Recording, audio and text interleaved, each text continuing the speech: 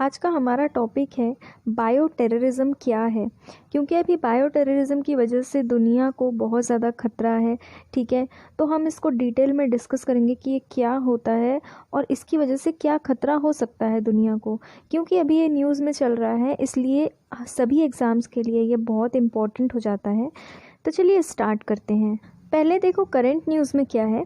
अभी अभी एक पार्लियामेंट्री पैनल ने ये कहा है सरकार को कि हमें एक बहुत ही अच्छा इफ़ेक्टिव लॉ बनाना होगा बायो टेररिज्म को कंट्रोल करने के लिए और उससे लड़ने के लिए, उसको काउंटर करने के लिए। ठीक है, आगे मैं बताऊंगी बायो टेररिज्म होता क्या है, पहले आप न्यूज़ समझ लो।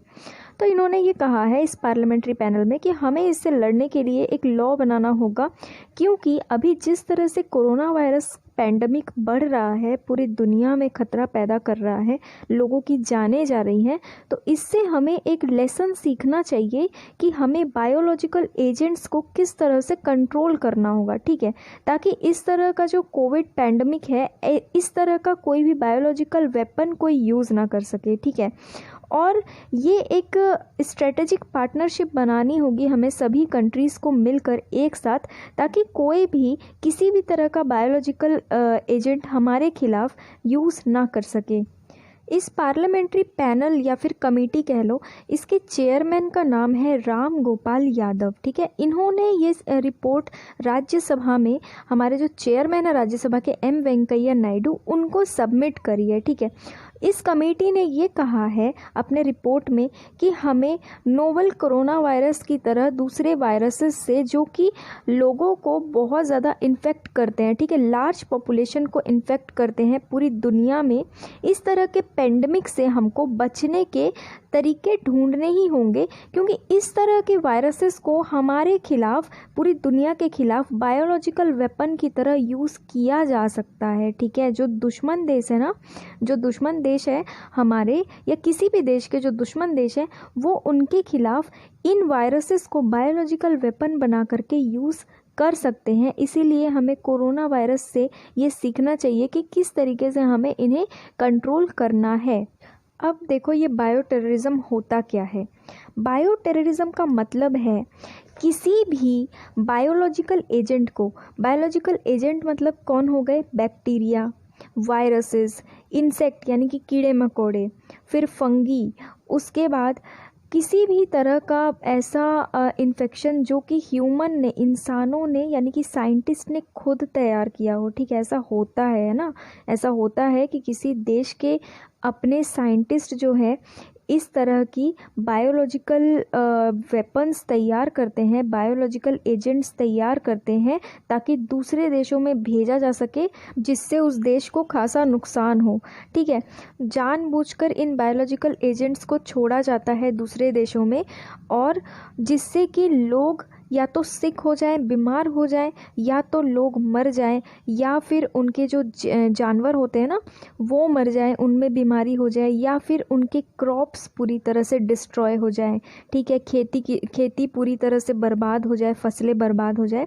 कोई भी कंट्री ऐसा अपने दुश्मन देश में बायोलॉजिकल वेपन भेजती है, उसको कहते हैं बायो टेररिज्म। बायोलॉजिकल वेपन मतलब क्या है, देखो, इन बैक्टीरिया, फंगी, वायरसेस को वेपन की तरह यूज़ करना। ठीक है, वेपन मतलब अस्त्र शस्त्र। ठीक है, उस तरीके से यूज़ करना, उसी को बायोलॉजिकल वेपन कहते हैं। कुछ एक ऐसे जर्म्स को भी यूज़ किया जाता है, ऐसे बैक्टीरिया, वायरसेस को भी यूज़ किया जाता है जो कि नॉर्मली पाए जाते हैं। ठीक है, हमारे नेचर में पाए जाते हैं, वो हार्मफुल नहीं होते हैं, लेकिन उन पर ऐसे ऐसे प्रयोग किए जाते हैं जिससे कि उनकी एबिलिटी को, उनकी क्षमता को बढ़ाया जाता है, ताकि वो डिजीज़ स्प्रेड कर सकें, यानी कि बीमारियां फैला सके, वो भी ऐसी बीमारियां जिसका कोई भी ट्रीटमेंट ना निकाल सके कोई भी देश का डॉक्टर। देखो ये बायोलॉजिकल एजेंट्स जो हैं ये किसी भी तरीके से स्प्रेड हो सकते हैं, फैल सकते हैं। ठीक है, जैसे एयर से, हवा से, पानी से, या खाने से। ठीक है ना, बैक्टीरिया, फंगी, वायरस, ये सब किसी भी तरीके से फैल सकते हैं।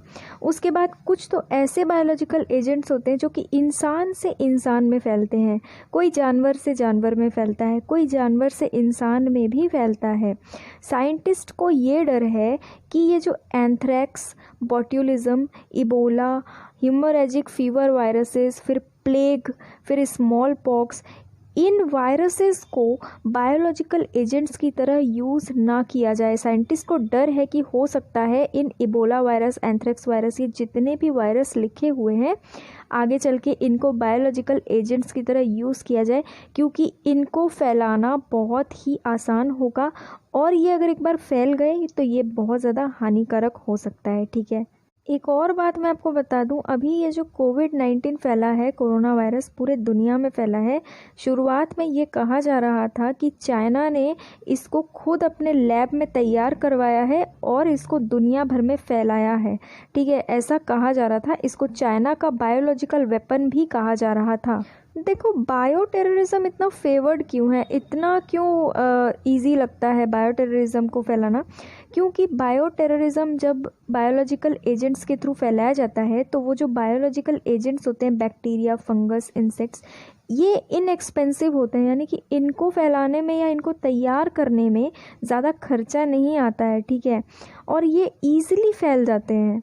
आपको पता होगा कोरोना वायरस किस तरीके से फैला है। बिल्कुल एक इंसान ने दूसरे इंसान को छुआ, उसके सामने छींक दिया तो वो फैल गया।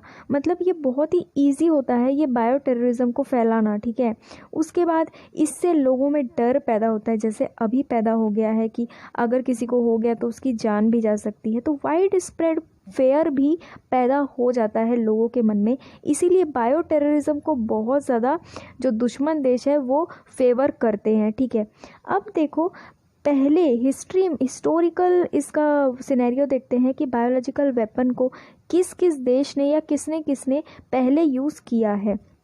वर्ल्ड वॉर 1 जब शुरू हुआ था उस टाइम पे ऐसा कहा जाता है कि एंथ्रैक्स को एनिमल पॉपुलेशंस पे फैलाने की कोशिश हुई थी। ठीक है ना, जो जानवर है उनमें इस एंथ्रैक्स को फैलाने की कोशिश की गई थी। ये भी एक बायोलॉजिकल एजेंट ही है। ठीक है, उसके बाद वर्ल्ड वॉर 1 के तुरंत बाद जर्मनी ने एक बायोलॉजिकल सैबोटेज कैंपेन चालू करने की कोशिश करी थी। उस समय क्या हुआ था कि जर्मनी ने एंटन डिल्गर नाम के एक व्यक्ति को 1915 में यूनाइटेड स्टेट्स भेज दिया था। ठीक है, और उनको भेजा था ग्लैंडर्स के कल्चर्स के साथ, यानी कि ग्लैंडर एक डिजीज़ है। ठीक है, एक वायरल डिजीज़ है जो कि घोड़ों में किया जाता है। अगर वो घोड़ों में फैल जाए तो उनको ये बीमारी हो जाती है। तो उसी के साथ, उस बीमारी के कल्चर के साथ उनको जर्मनी ने भेजा था यूएस में उस डिज़ीज़ को फैलाने के लिए। ठीक है, वर्ल्ड वॉर 1 के तुरंत बाद। और डिल्गर जो थे, एंटन डिल्गर, उनको शक के तौर पर रखा भी गया था, उनको शक के घेरे में रखा भी गया था, लेकिन वो कभी भी अरेस्ट नहीं हो पाए। ऐसा शक था कि वो एक जर्मन एजेंट है जो कि यहाँ पे कुछ गड़बड़ करने आए हैं, लेकिन उनको कभी अरेस्ट नहीं किया गया क्योंकि उनके खिलाफ कोई सबूत नहीं मिले। ये तो हो गई पहले की बात। उसके बाद देखो 1972 में क्या हुआ था। शिकागो जो जगह है, शिकागो एक जगह का नाम है, वहाँ पर पुलिस ने 2 कॉलेज के स्टूडेंट्स को अरेस्ट किया था, क्योंकि पुलिस का ये कहना था कि उन दोनों स्टूडेंट्स ने ये प्लानिंग की थी कि वो उस सिटी के, उस शहर के वाटर सप्लाई में, यानी कि पानी की जो सप्लाई होती है, उस पानी में टाइफाइड और टाइफाइड जैसे दूसरे खतरनाक बैक्टीरिया प्लान कर रहे थे कि उसमें डाल देंगे। अगर सोच लो वो लोग ऐसा कर देते तो टाइफाइड और दूसरे बैक्टीरियाज कितने तरह की बीमारी फैलाते पानी की सप्लाई से, क्योंकि पानी की सप्लाई, वाटर सप्लाई मतलब लोगों के घर घर वो पानी जाता है, लोग पीते हैं, नहाते हैं। ठीक है, तो आप ही सोचो ये कितना खतरनाक हो सकता था। ये एक तरह का बायोलॉजिकल वेपन था। उसके बाद 1993 के जून के महीने में जापान में देखो एक रिलीजियस ग्रुप है जिसका नाम है ओम शिनरिक्यो। ठीक है, वहाँ का मानना था कि इस ग्रुप ने टोक्यो में, जापान में टोक्यो जो शहर है वहाँ पर एंथ्रैक्स को फैलाने की कोशिश करी थी, लेकिन इससे कुछ भी नहीं हुआ। ये अटैक उनका फेल हो गया, क्योंकि इवन एक सिंगल इंसान को भी ये इन्फेक्ट नहीं किया। ठीक है, ये एंथ्रैक्स किसी को भी कुछ भी नहीं हुआ, तो ये अटैक इनका फेल हो गया। और ऐसा कहा गया था कि जब ये अटैक हुआ था और तो एक बहुत ही गंदी सी स्मेल आ रही थी। ठीक है ना, तो लोगों को बहुत प्रॉब्लम हो रही थी, समझ में नहीं आ रहा था कि ये है क्या। बाद में जब खोजबीन की गई तो पता चला कि ऐसा एक एंथ्रैक्स को रिलीज़ किया गया था ताकि लोगों में इन्फेक्शन फैल जाए। उसके बाद 2001 के सितंबर अक्टूबर में कई सारे एंथ्रैक्स के केसेस आए यूनाइटेड स्टेट से, ठीक है, जो कि कहा जा रहा था जानबूझकर इसको छोड़ा गया है, इसको फैलाया गया है। तो देखो बायोलॉजिकल एजेंट्स आपको समझ आ गया कि पहले भी इनका यूज़ किया गया है एज ए बायोलॉजिकल वेपन, जिससे बायो टेररिज्म फैलता है, ठीक है, बायो आतंकवाद फैलता है।